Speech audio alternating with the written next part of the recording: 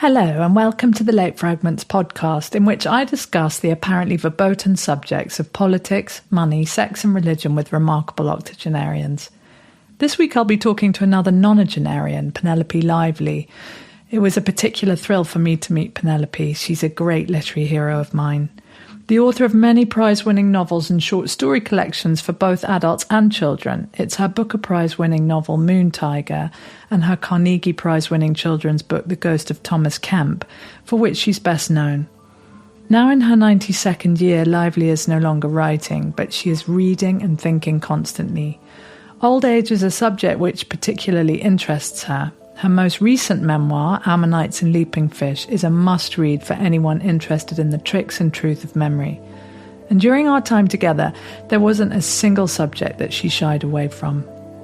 She says, "Those of us not yet in the departure lounge and still able to take a good look at themselves can find some solace in doing so."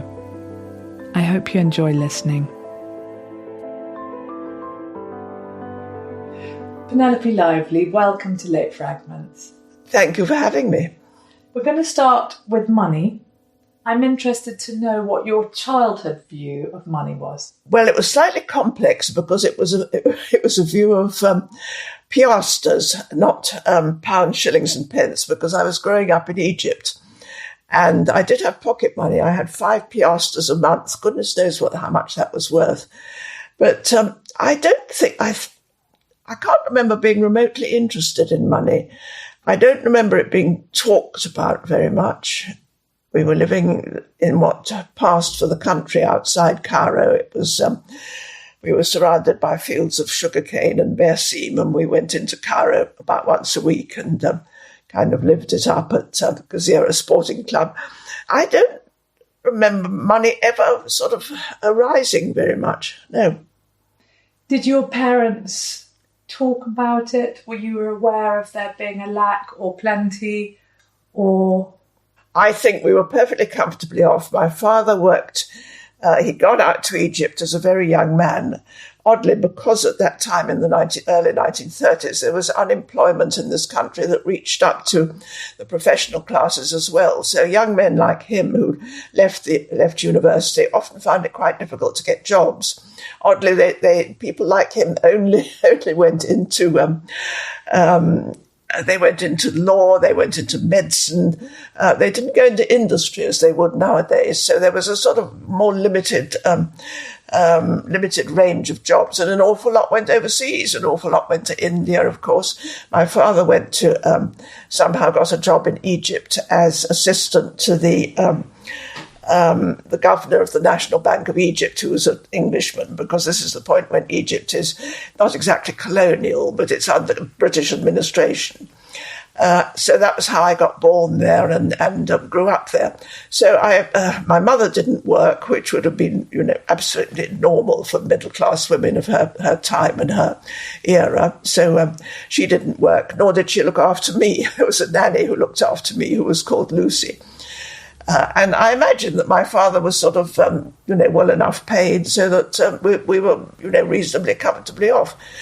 We were much serviced. There were several servants, but that would have been absolutely par for the course, not only for expatriates living in Egypt, but for middle-class Egyptians as well. Everybody was well serviced. And you didn't start writing. I'm jumping forwards on this topic. You didn't start writing until you were in your late 30s and then started to earn your own money. Absolutely, yes. I started to earn money. I can remember the first book advance I had was £150. Which at the time would have seemed quite a lot, actually. And I can remember that we were badly in need of a new fridge. So I remember I bought a new fridge with it.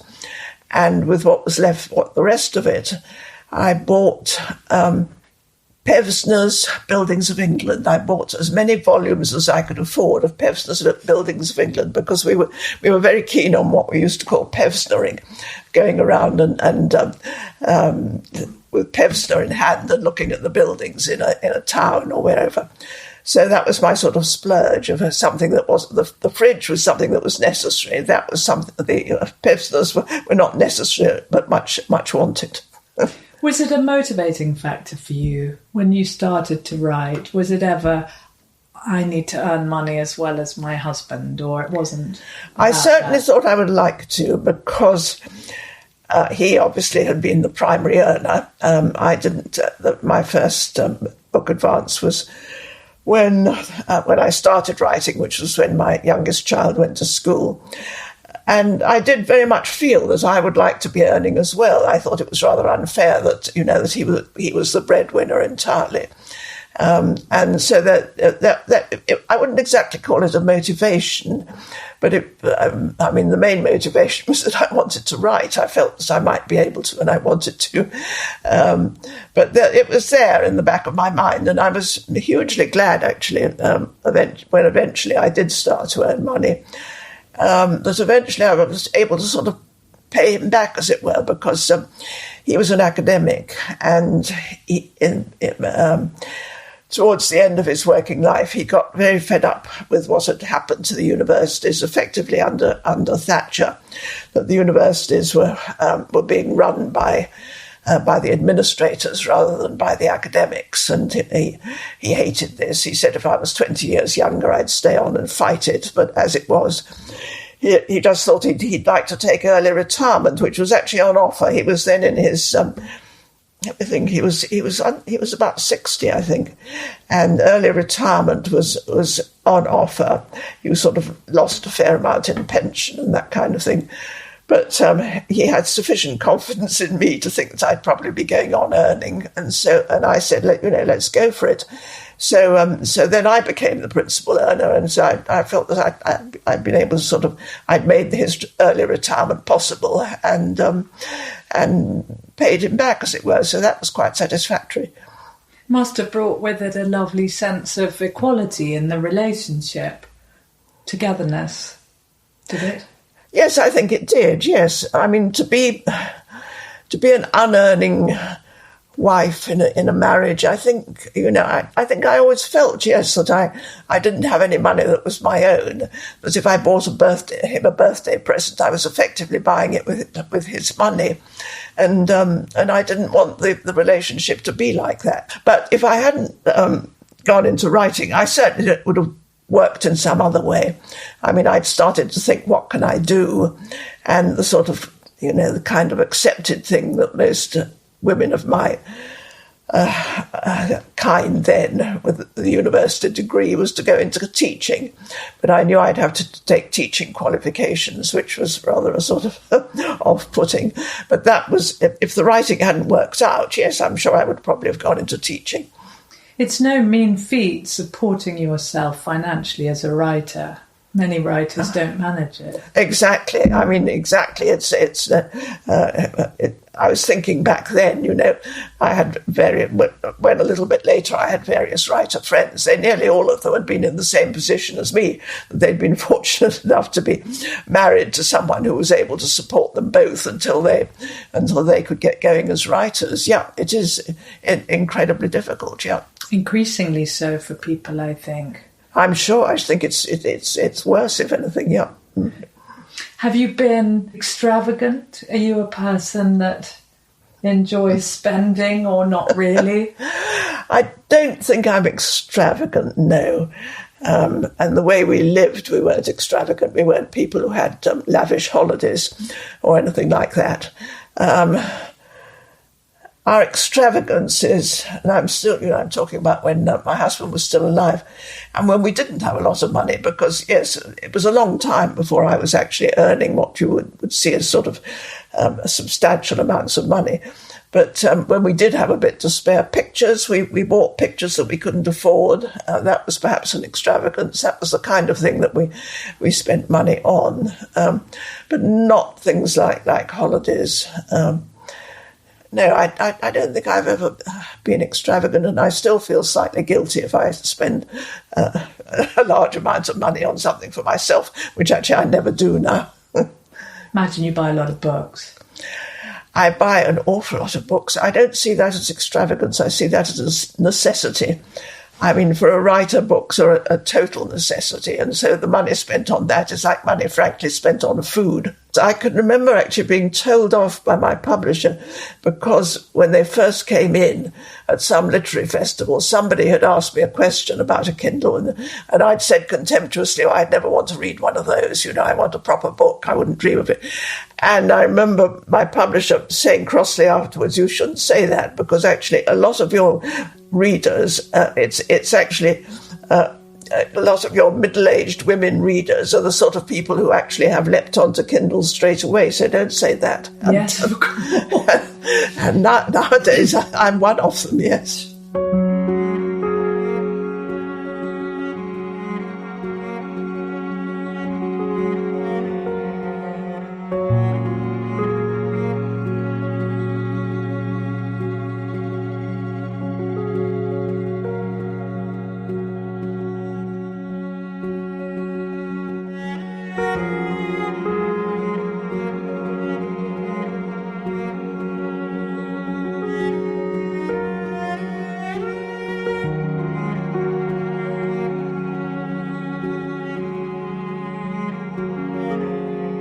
We're going to move on, if that's all right. Yes. We're going to talk about politics now. Ah, right, yeah.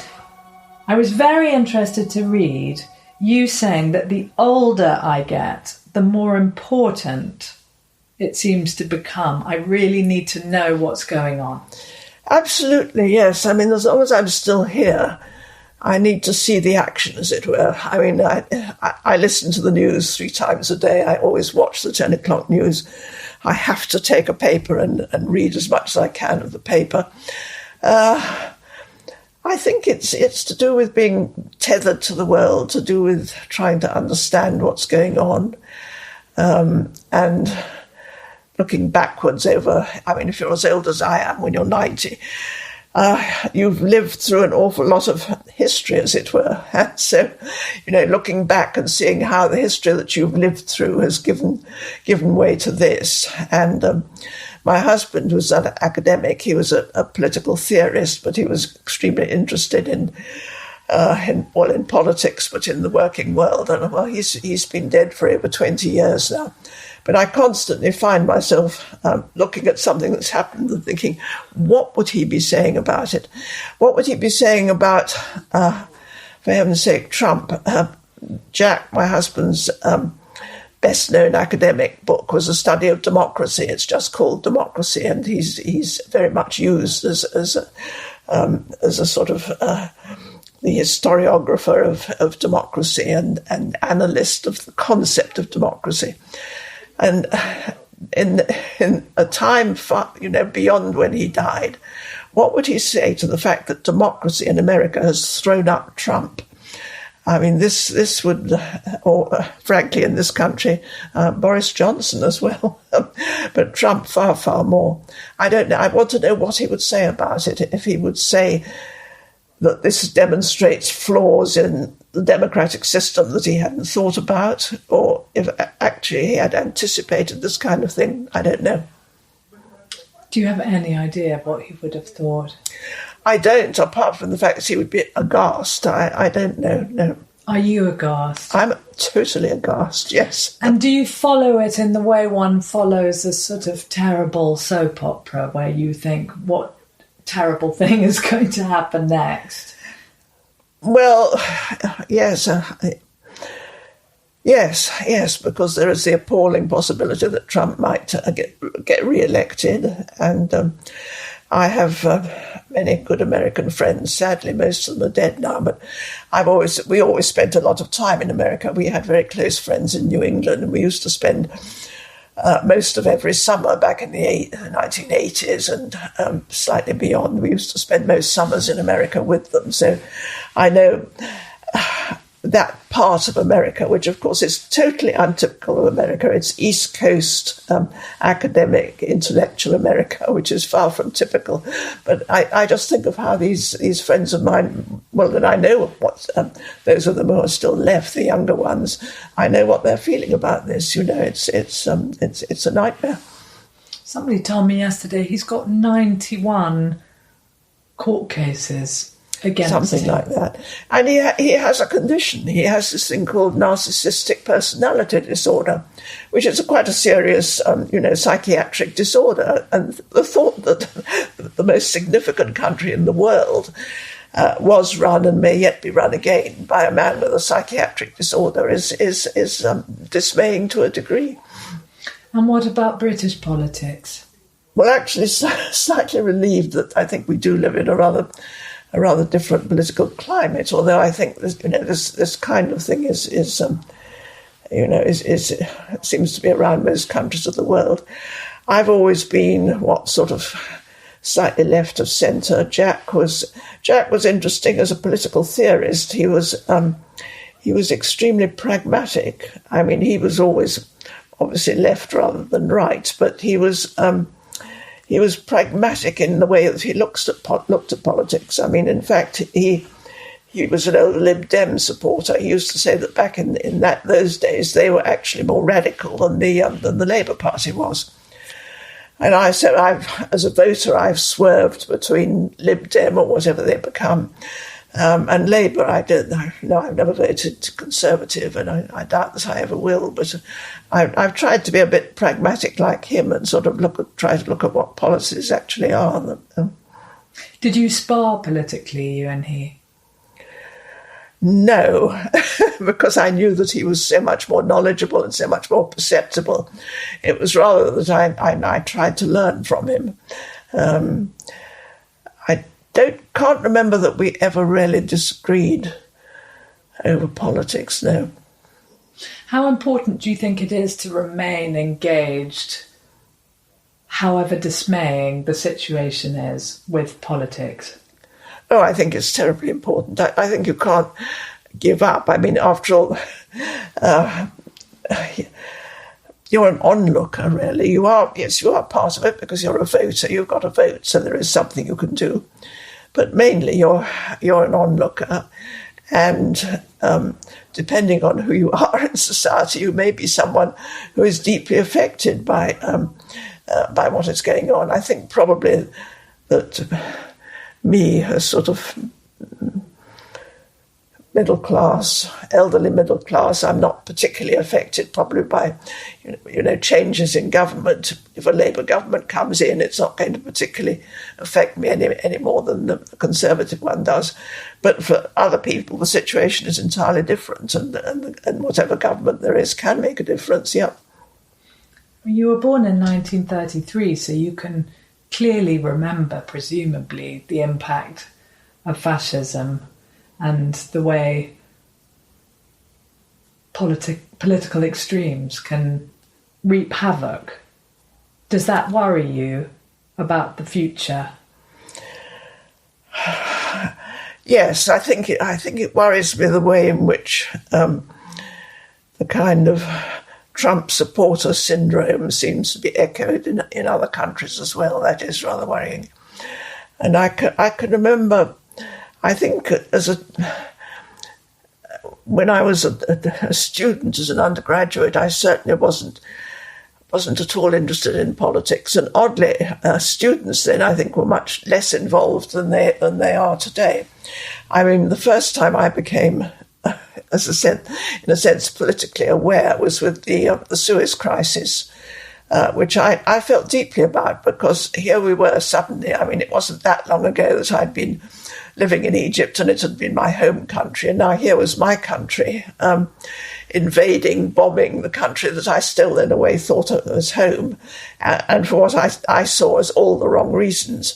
At that point it was when I was engaged to Jack, and he was in Oxford. He was a fellow of St Anthony's College, and he became hugely involved, as did a lot of the academics, in the sort of the anti-Suez movement over that period, which all happened so quickly. I mean, it all happened over weeks and months, and I can remember feeling really involved then, and really sort of anti the government and ferociously anti-Eden.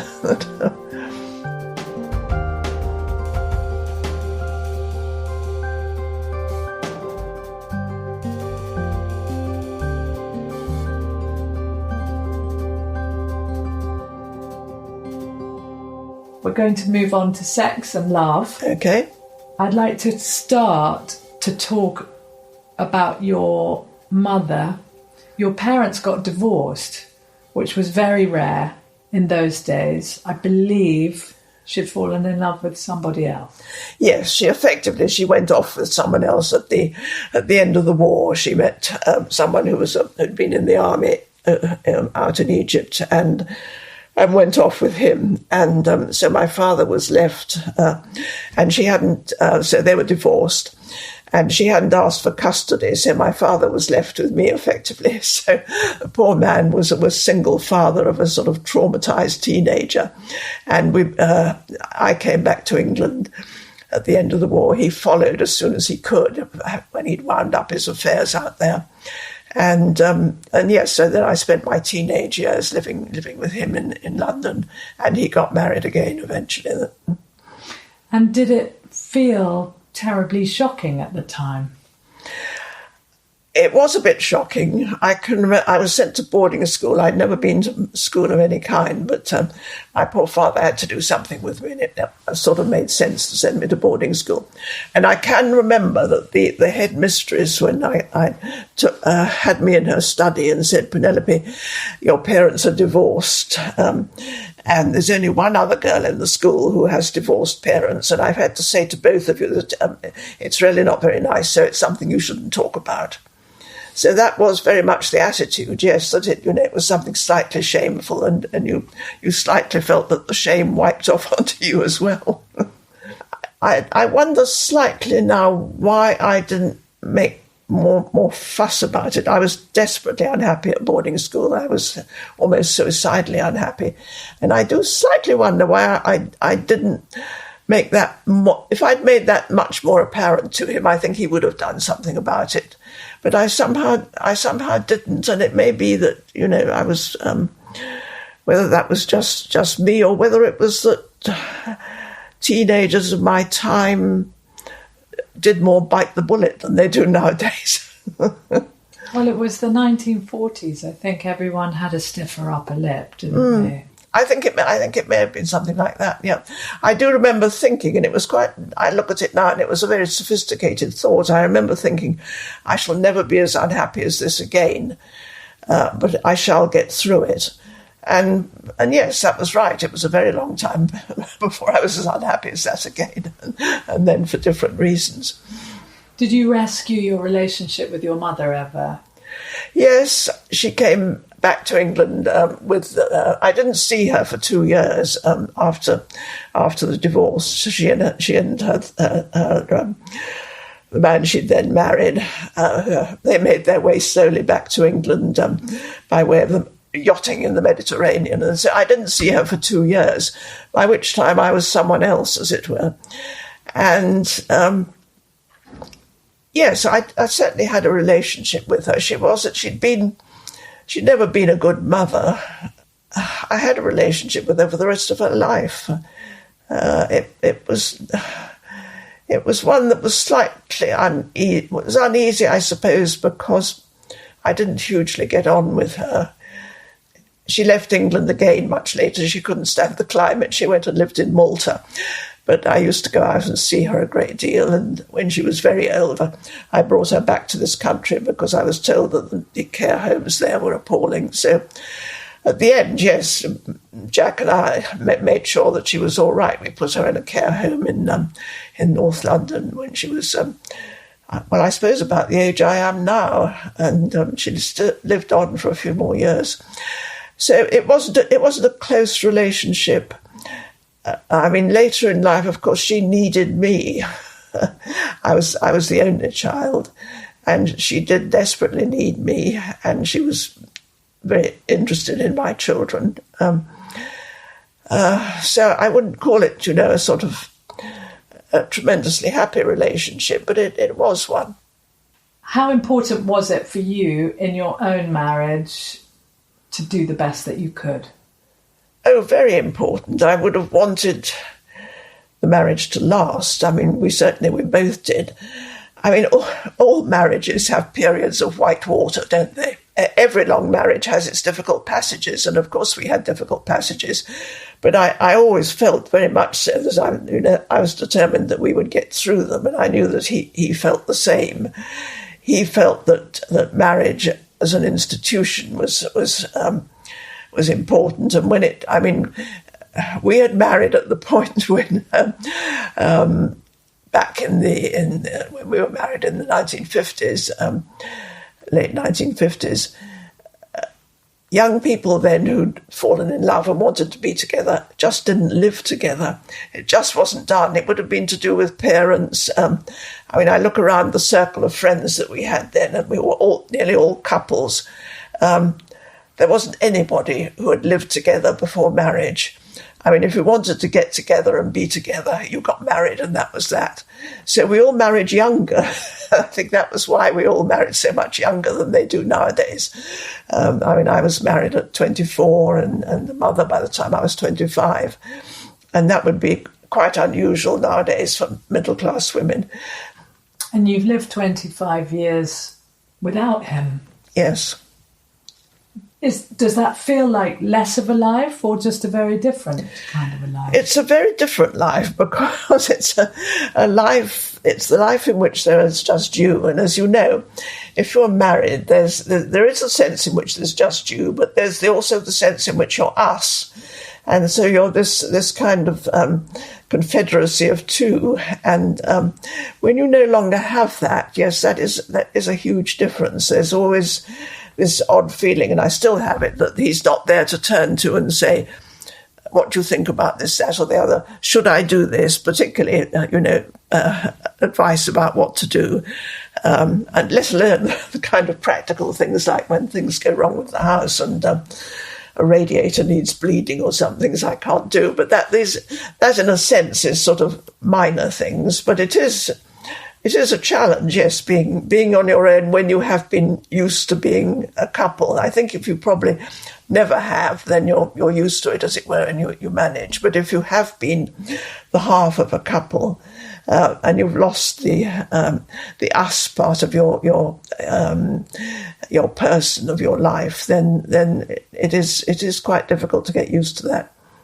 But you are a person so much of the mind as well as the body, so I imagine you've been sustained intellectually.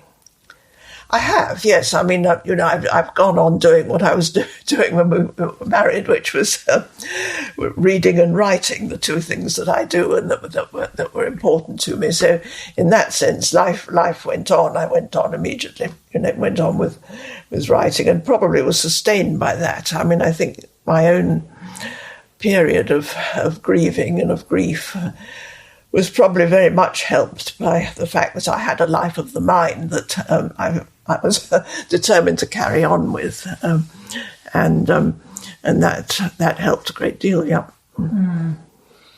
How much has your own sex, your femaleness, been a factor in your career? Well, you see, isn't that interesting? Because it raises the whole question of whether women write fiction differently, whether you write differently as a woman. I think you probably do, but it's something that you have to get over, because if you're writing as a woman, you're also going to be writing fiction of men, and you've got to be able to assume a male point of view. You've got to be able to try to see how a man might think about things. I always felt that, in a sense, the huge difference between men and women is not so much a physical one, it's one of outlook. I think a man, well, in a way, my own husband, Jack, whose thought processes, although his were much more intellectual and complex than mine, but his outlook on life, his attitude, his beliefs about what were right and wrong were very much the same as mine, really, so that gender wasn't making any kind of difference there.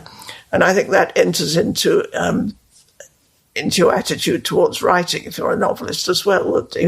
Obviously there are huge gender differences, but the intellectual differences may be minimal, maybe not there at all. And so, certainly, yes, for me, I had been a woman before feminism came along. And of course, I was a woman before the pill came along. And so, my girlhood were the days when all young women were watching the clock the entire time. We were all petrified of getting pregnant. Many did. It was totally alarming. And so obviously it's completely different when you're a woman. When you're a woman now, where that doesn't necessarily have to happen. I can still remember, yes, how when the pill came in, realizing that this was going to make life completely different for young women. I mean, I have to say, since, when we're on the subject of sex, I do think that for somebody like me, with my long life, the seismic change that I have seen is attitudes, partly towards sex in general, but particularly towards homosexuality, because, I've lived in the era when homosexuality was illegal. And to have come to the time when we are now, and it is the absolute norm, is rather extraordinary, really. It's a seismic change in attitudes, social attitudes towards homosexuality. I mean, it was brought home to me once, I remember, when I took one of my granddaughters, when she was about 15, to a production of Lady Windermere's Fan, and she didn't know anything much about Oscar Wilde. She'd never heard of the trial of the Ballad of Reading Gaol and so forth. So in the bus going there, I told her all about it and about the prison sentence and so forth. And she listened to this, and then she said, "Granny, I don't believe you. He was sent to prison because he was gay." And so he was a teenager who hadn't realised that it had once been illegal. Do you view your grandchildren, and you also have great-grandchildren, although they're very young, do you view your grandchildren as a sort of different species in the sense of the world that they're growing up in? Well, I think it is. It's extraordinarily different. And I mean, one of the seminal differences, I have three granddaughters, and I have two to whom I've been very close. I've always seen a great deal of them. They're now in their 30s, and I still see a great deal of them. We've always been extremely close. And they have grown up knowing that they could always talk to me about absolutely anything, and have done. I mean, I remember thinking when they were younger, rather younger than they are now, and they would come and talk to me about contraception and things like this. Well, I had a close relationship with my grandmother, who rather took over after my parents were divorced, and I used to spend all my school holidays with her. She was my Somerset granny, and I loved her dearly. We had a very close relationship.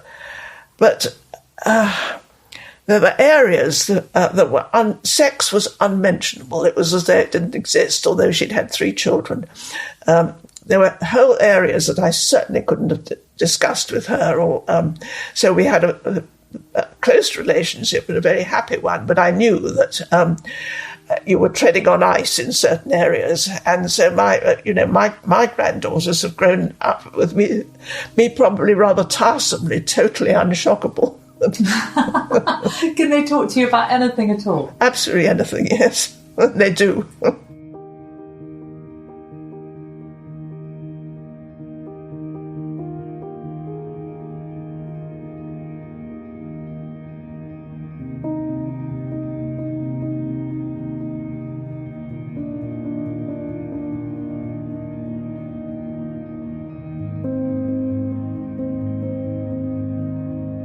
Are you okay? Are you happy? We're nearly finished. Yeah, I'm fine.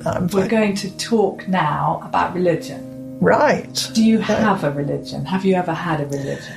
I was brought up very much in the Church of England, and I'm not sure how far I felt that I was in it then. I was being brought up in it not by my parents so much as by Lucy, who looked after me, my nanny. And Lucy was very much paid up C of E. When I ceased to be a sort of infant, she turned herself effectively into a governess instead. So she did homeschooling. Although she herself had left school at 16, she homeschooled me until I came to England at 13. And she did this by means of a sort of do-it-yourself education kit that was sent out from England. It was called the Parents' National Educational Union, and it was a sort of kit for expatriate parents.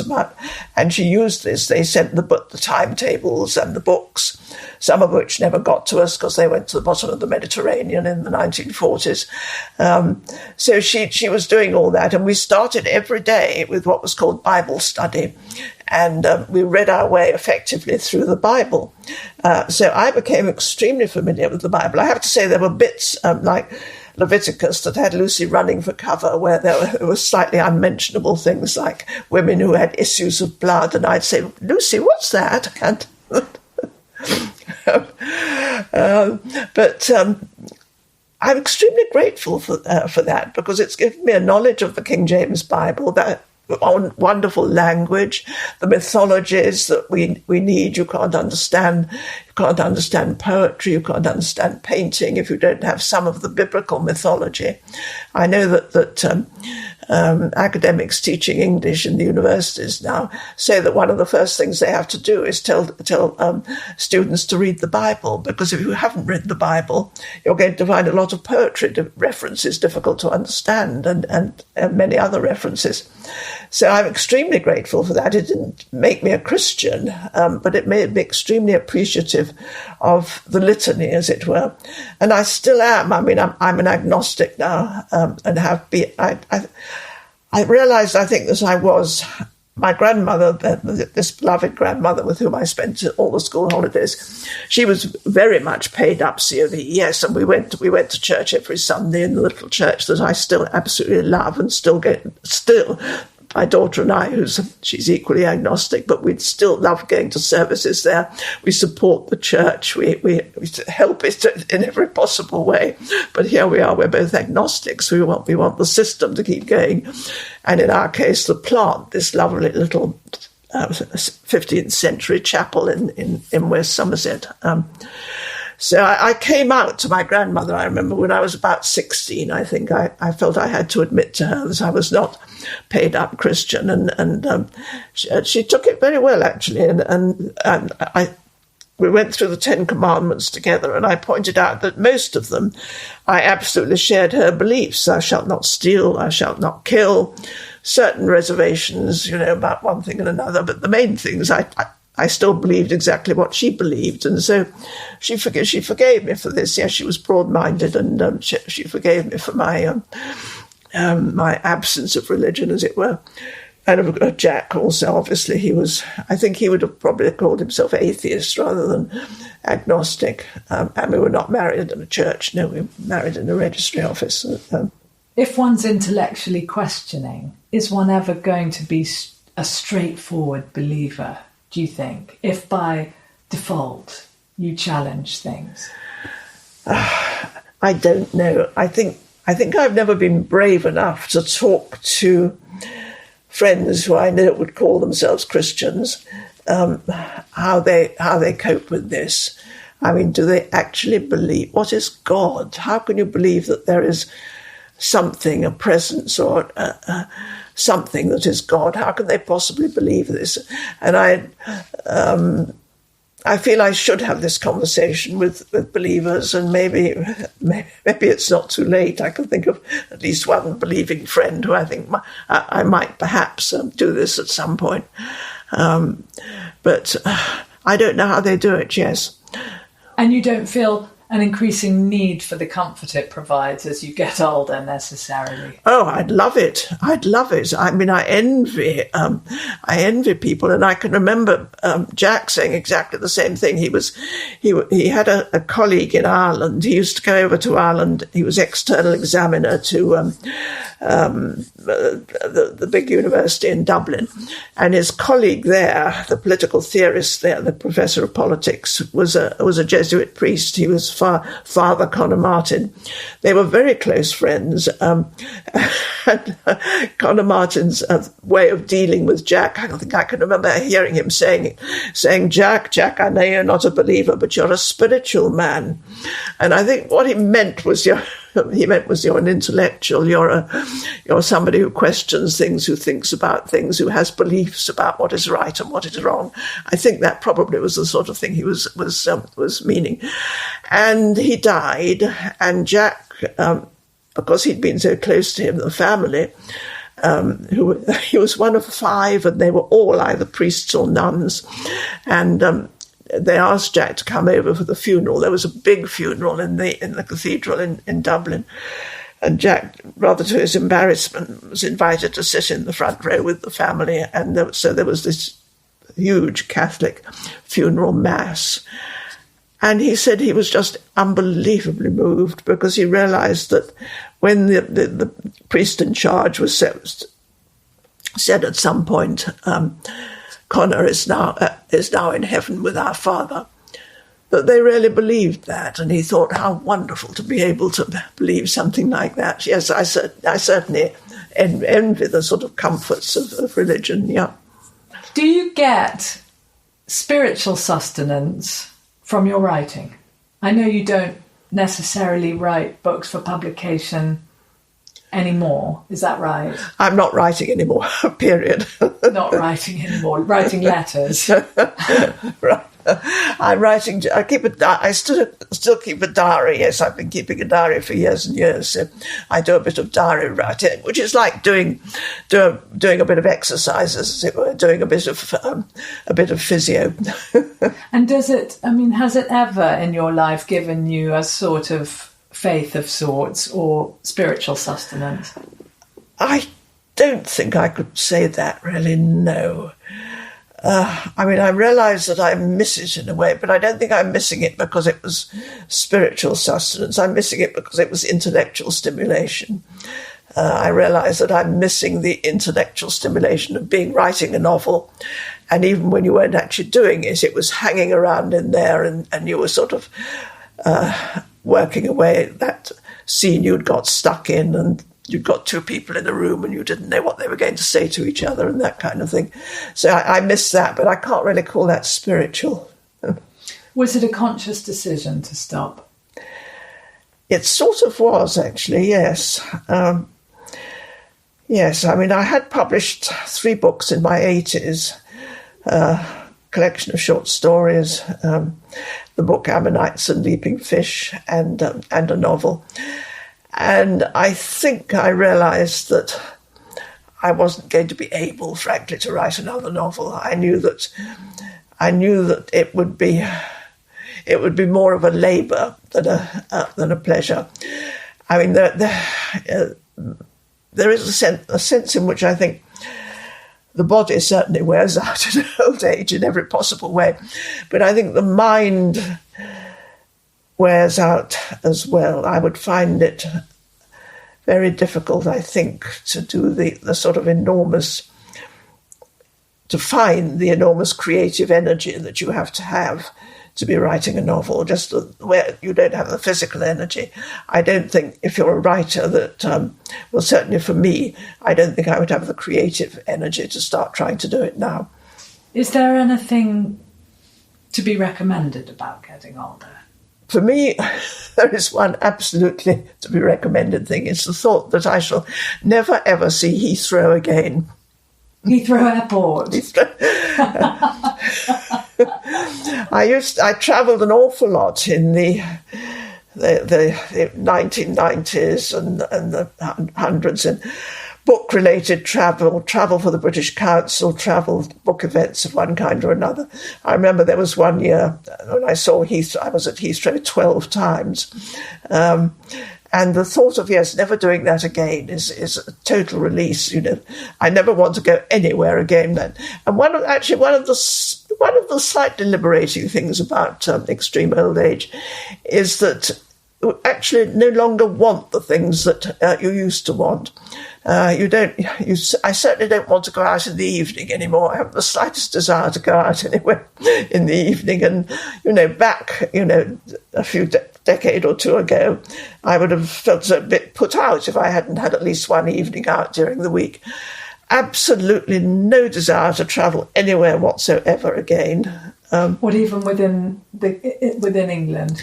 Within England, yes. I only down to Somerset with my daughter. We have a family bolt hole there, which is a cottage that my grandfather built in 1929. So we don't have to feel guilty about a second home because we didn't buy it. We've always had it, and it belongs to her now. And I go down there with her about 3 or 4 times a year. Yes, nowhere else. You have said, I love this, we cannot truly save a life without a regular awareness of extinction. Did I say that? Yes. I suppose it's to do with story. It's to do with the beginning and the ending. Yes, imagine what it would be like if there was no extinction. Supposing there wasn't the concept of death. Supposing you knew that you would be forever and ever. I can't imagine what that would feel like. I think there is something consolatory about the sense of extinction. I'm not particularly worried about death, and one of the things about it is that it's universal. It's not just me; it's everybody, and I think that's a slightly sort of consolatory thing. I'm a bit more worried about living for too long because there's awful longevity in my family, and both my mother and my grandmother lived too far into their 90s, and I don't wish to compete. So I'm not afraid of death as a concept, I don't think. I'm afraid of the run-up to it because I've had to watch that. But the thing itself, its universality, is it's in a sense, it's sort of, it's justifying nature. And you talked earlier of a great unhappiness when you were younger, and of having extinguished that somehow. Do you feel very peaceful? Do you feel that you've done all the things you've wanted to do? No, I don't think anybody can feel that.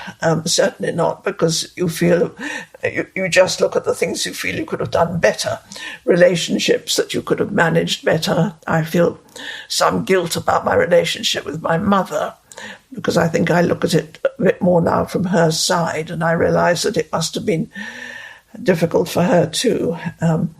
And I feel guilty about behaviour over certain things and within certain relationships. Yes, there's no. I don't think I would be surprised at anyone who could feel kind of complacency. Yes, you can feel that there are things that went right, but there are things that went wrong as well. Are you proud of your achievements, though, which are significant? I don't know if proud is quite the right word. I'm glad that I have done something. I'm glad that I've worked. I'm glad that I've produced something, and something that people seem to have found useful or acceptable or enjoyable. Yes, there's something very satisfactory about that.